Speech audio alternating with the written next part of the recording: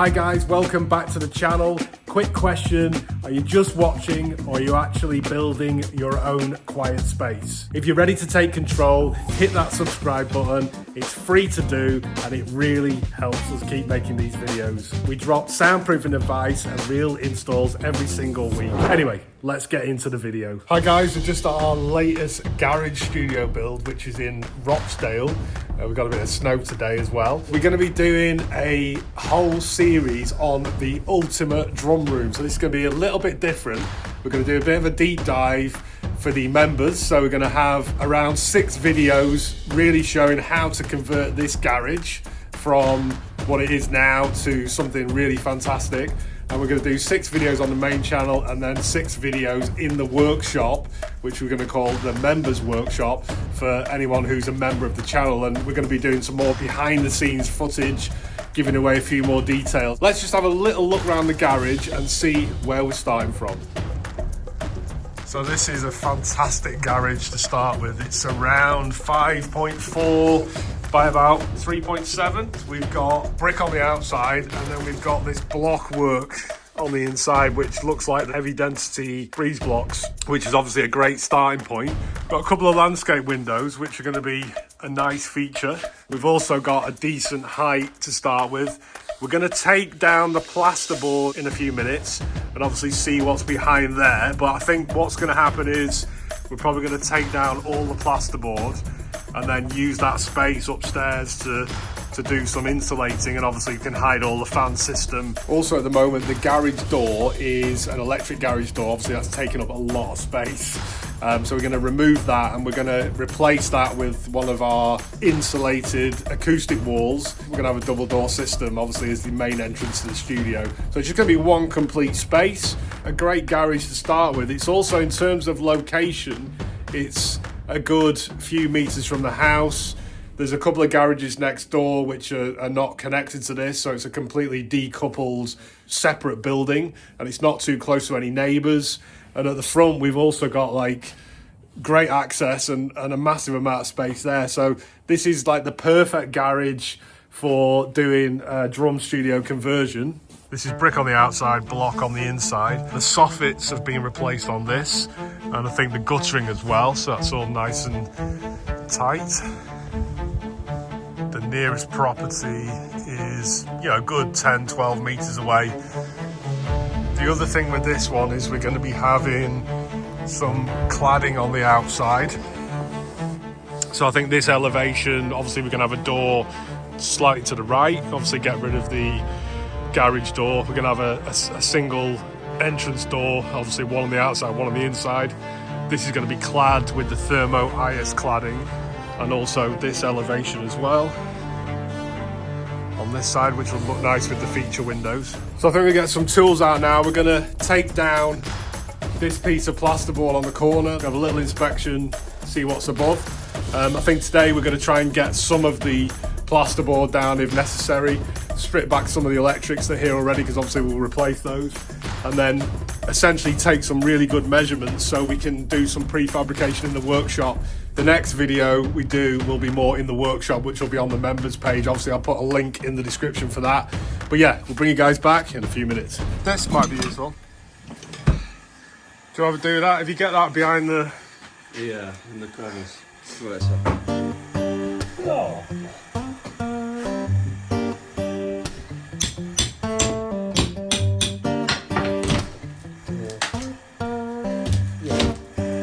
Oh, this is actually rock all that.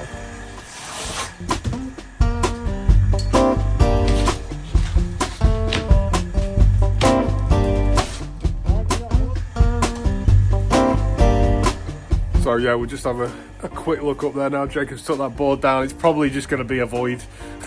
And I think realistically we're going to have to take all the boards down on the rock wall. But yeah, that's kind of what we were expecting anyway. Let's just have a quick look. Okay, a few spiders' webs. So I think we're going to have to strip the lights out, probably, so we can get access to the plasterboards, and then start taking those boards off and obviously removing some of the rock wool and trying to make a decent pile of that. So let's get to it. Before you start stripping out any old garage ceilings, make sure you've got a mask, gloves and protective clothing. And always isolate any electrics at the mains fuse box in case you hit a cable whilst removing the ceiling. Wow, that's really opening up. Nice.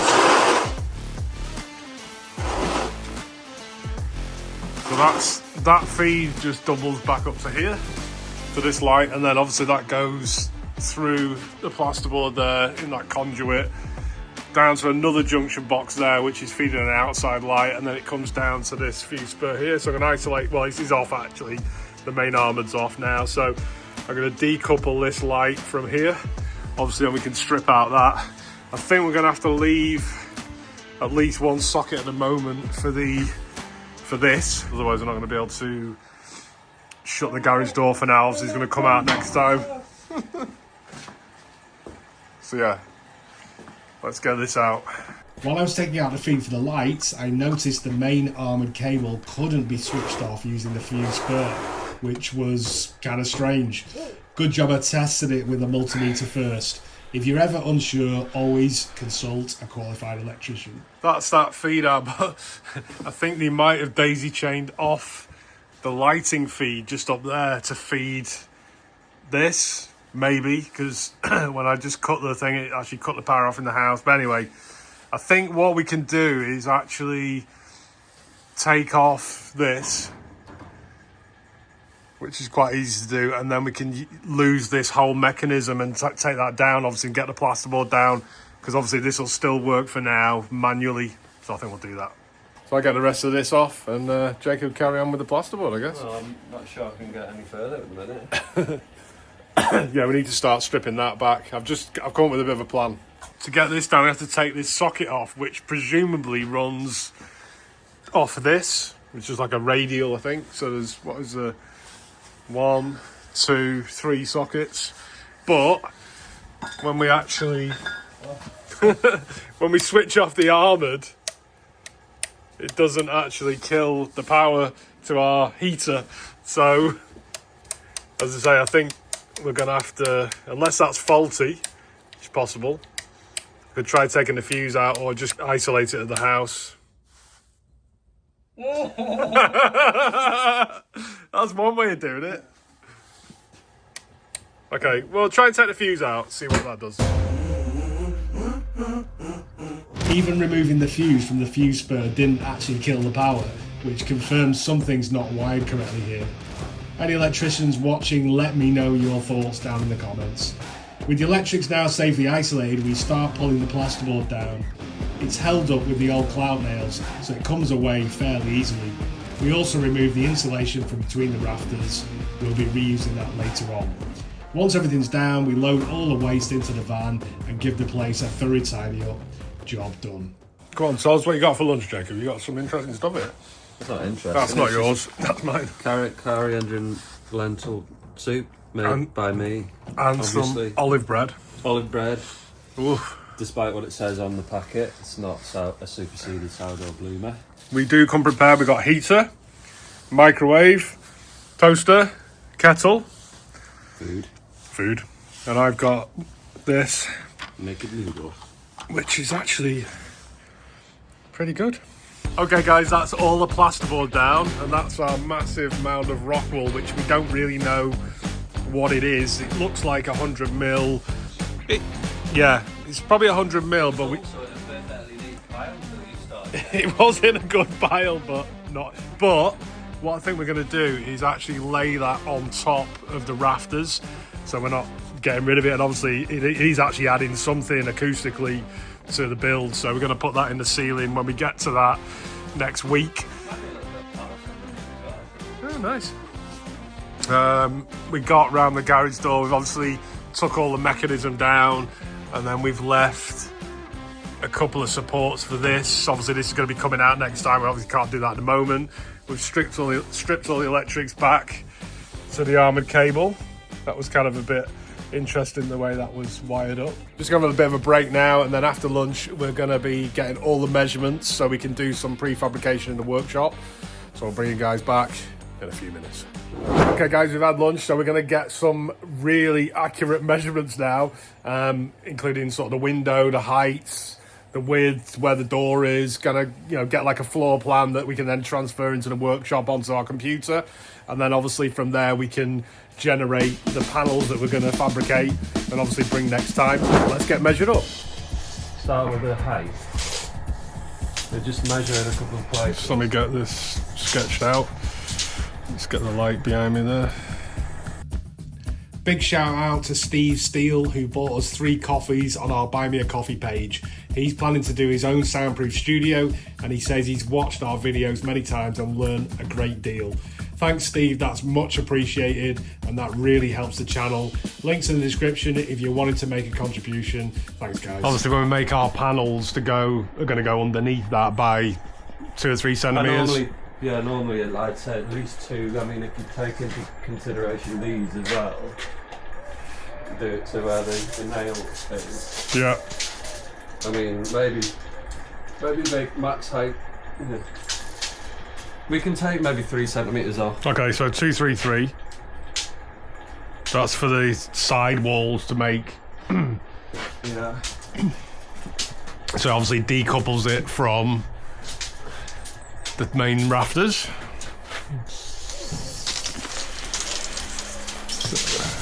3, 6, 9. 3, 6, 9 at the front, yeah.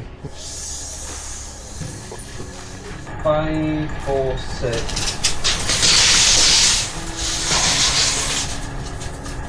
Yeah, same. Wow, some accurate building block. Whoever's done this.